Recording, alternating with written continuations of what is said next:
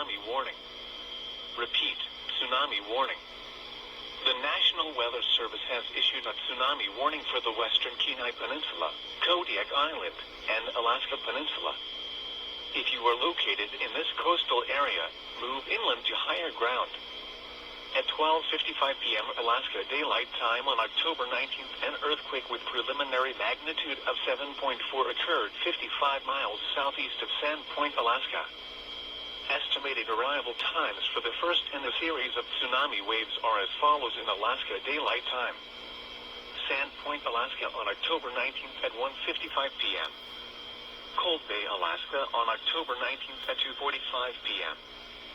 Kodiak, Alaska on October 19th at 2:50 p.m. Once again, the National Weather Service has issued a tsunami warning for the western Kenai Peninsula, Kodiak Island, and Alaska Peninsula. If you are located in this coastal area, move inland to higher ground. Stay tuned to your local news source and NOAA Weather Radio for further information and updates.